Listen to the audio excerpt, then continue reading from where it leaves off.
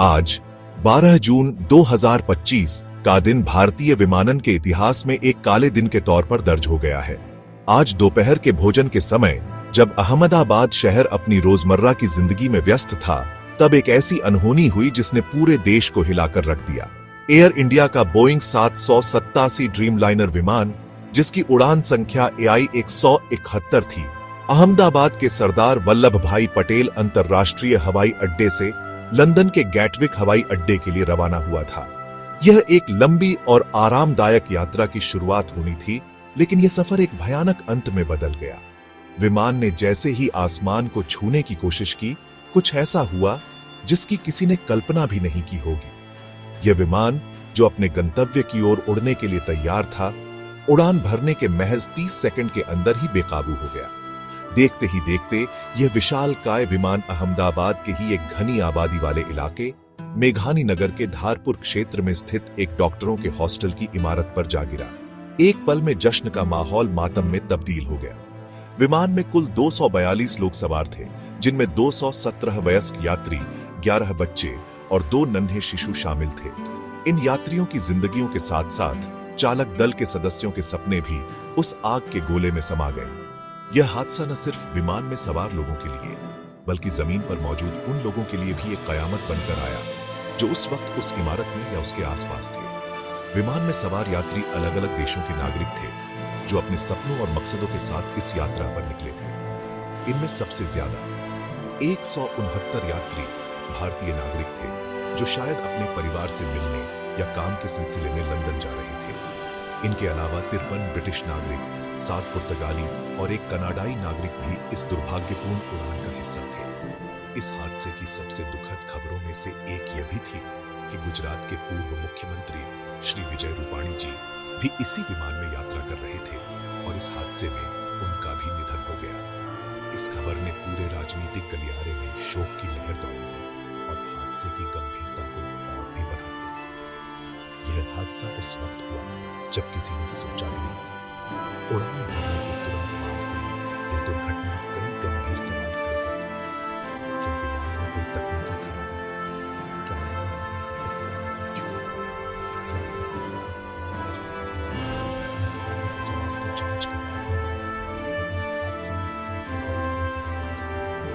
अहमदाबाद का आसमान जो कुछ पल पहले तक शांत था, अब धुआं और चीखने से भर चुका। प्रशासन और बचाव दल तुरंत मौके पर पहुंचे, लेकिन तबाही का मंजर इतना भयानक था कि राहत कार्य भी एक बड़ी चुनौती बन गया। इस भयानक हादसे का असर दिल दहला देने वाला है। अब तक मिली जानकारी के अनुसार इस दुर्घटना में 290 से ज्यादा लोगों की मौत की पुष्टि हो चुकी है।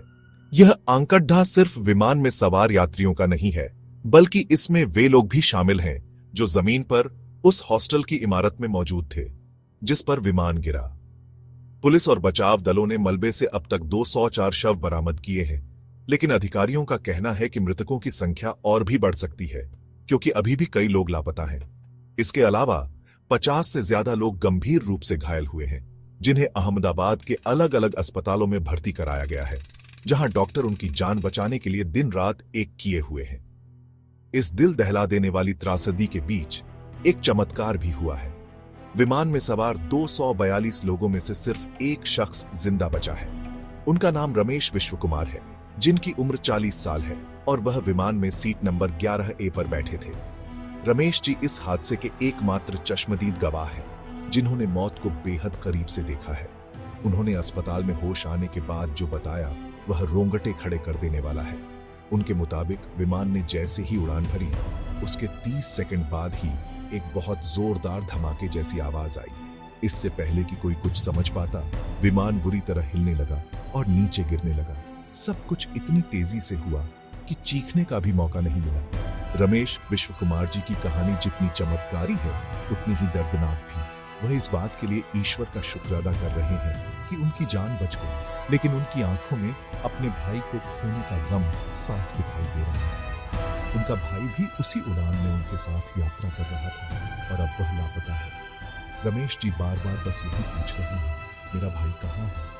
उनका यह सवाल हर उस परिवार का सवाल है जिसने इस हादसे में अपने को खो दिया। उनकी आपबीती सुनकर हर किसी का दिल दहल जाता है। वह उस खौफनाक मंजर को याद करके सिहर उठते हैं जब चारों तरफ आग, धुआं और मौत का सन्नाटा पसरा हुआ था और वह अकेले उस मलबे में जिंदा था। स्थानीय प्रत्यक्षदर्शियों ने भी रमेश जी की बातों की पुष्टि की। इलाके के लोगों का कहना है कि उन्होंने आसमान में विमान को अजीब तरह से होते हुए देखा और फिर वो काला देने वाला आवाज सुनी। इसके बाद उन्होंने एक आग का गोला देखा जो सीधे आकाश में गिर लगा। स्थानीय दुकानदार ने बताया, ऐसा लगा जैसे कोई बम फटा हो। हमारी दुकानें तक कांप गईं। हम बाहर भागे तो देखा कि आसमान में सिर्फ काला धुआं था और इमारत आग की लपटों में गिरी हुई थी। इन बयानों से यह साफ है कि विमान के साथ हवा में ही कोई गंभीर गड़बड़ी हुई थी जिसने पायलट को संभलने का कोई मौका ही नहीं दिया। इस भीषण दुर्घटना का असली कारण क्या था, यह सवाल आज हर किसी की जुबान पर है। हालांकि जांच अभी शुरुआती दौर में है, लेकिन शुरुआती सबूत और चश्मदीदों के बयान एक बढ़ी तकनीकी खामी की ओर इशारा कर रहे हैं। एकमात्र जीवित बचे यात्री रमेश विश्वकुमार और जमीन पर मौजूद लोगों, दोनों ने ही विमान के गिरने से ठीक पहले एक जोरदार धमाके जैसी आवाज सुनने की बात कही है। यह आवाज विमान के इंजन में खराबी या किसी अन्य हिस्से में विस्फोट का संकेत हो सकती है। विशेषज्ञ इस बात की जांच कर रहे हैं कि क्या यह इंजन फेलियर था या विमान के किसी स्ट्रक्चरल हिस्से में कोई गड़बड़ी हुई थी जो उड़ान के दबाव को झेल नहीं पाया। दुर्घटना स्थल से मिली तस्वीरें और वीडियो फुटेज भी कुछ अहम सुराग दे रहे हैं। घटना स्थल पर विमान का पिछला हिस्सा यानी टेल सेक्शन हॉस्टल की इमारत में धंसा हुआ पाया गया है। इससे यह अंदाजा लगाया जा रहा है कि विमान शायद बेकाबू होकर पीछे के हिस्से के बल जमीन से टकराया होगा। पास की एक इमारत में लगे सीसीटीवी कैमरे ने भी इस हादसे के आखिरी कुछ पलों को कैद कर लिया है, जिसमें विमान को आसमान से तेजी से नीचे गिरते हुए देखा जा सकता है।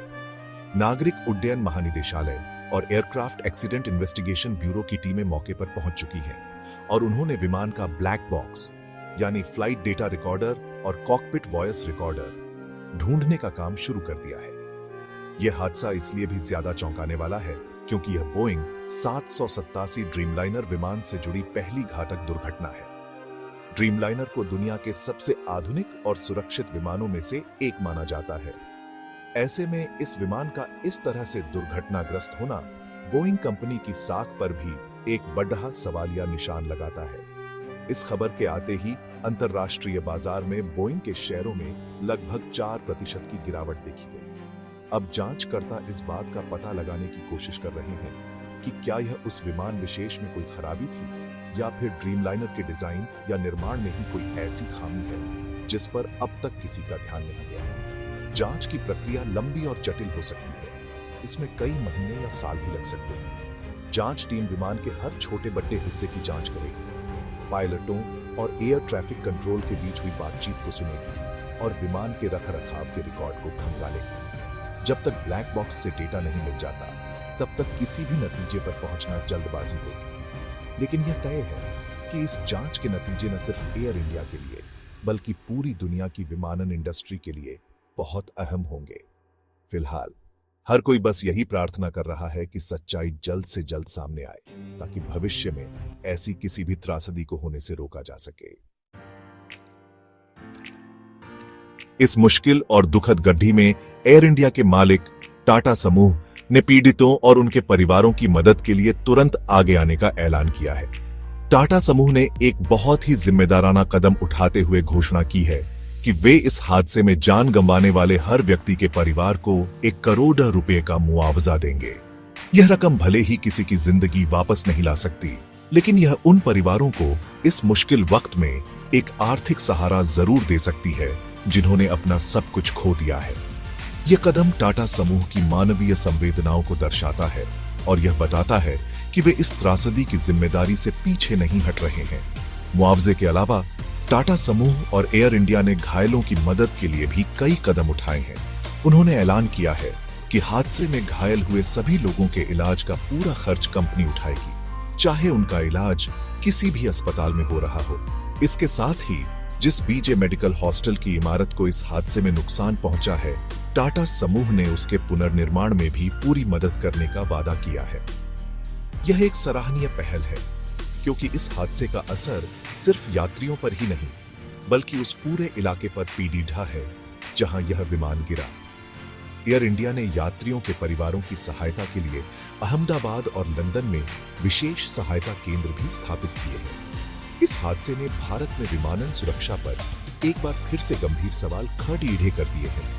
भारत दुनिया के सबसे तेजी से बढ़ते विमानन बाजारों में से एक है। हाल ही में एयर इंडिया ने अपने बेड़े को मजबूत करने के लिए सैकड़ों नए विमानों का ऑर्डर दिया है। ऐसे में सुरक्षा मानकों को बनाए रखना और भी ज्यादा जरूरी हो जाता है। यह दुर्घटना एक चेतावनी है कि तेजी से विकास के साथ साथ हमें सुरक्षा के नियमों को और भी सख्त करने की जरूरत है। सरकार और नागरिक उड्डयन महानिदेशालय को यह सुनिश्चित करना होगा कि सभी एयरलाइंस रखरखाव, ट्रेनिंग और सुरक्षा प्रोटोकॉल का पूरी ईमानदारी से पालन करें, ताकि यात्रियों का भरोसा बना रहे। अंत में इस भयानक त्रासदी से हमें जो सबसे बड़ा सबक मिलता है वह यह है कि सुरक्षा से बढ़कर कुछ भी नहीं है। चाहे वह विमान का डिजाइन हो, उसका रखरखाव हो या पायलटों की ट्रेनिंग हो, किसी भी स्तर पर की गई छोटी सी चूक में सैकड़ों जिंदगियों पर भारी पड़ टक सकती है। हमें उम्मीद है कि इस हादसे की जांच पूरी पारदर्शिता के साथ होगी और जो भी कानून सामने आएंगे उनके खिलाफ दूर किया जाएगा। हमें सुनिश्चित करना होगा कि रमेश विश्व कुमार जैसे किसी और व्यक्ति को अपनी आंखों के सामने इस तरह की तबाही न देखनी पड़े। सतर्क रहें, सुरक्षित रहें।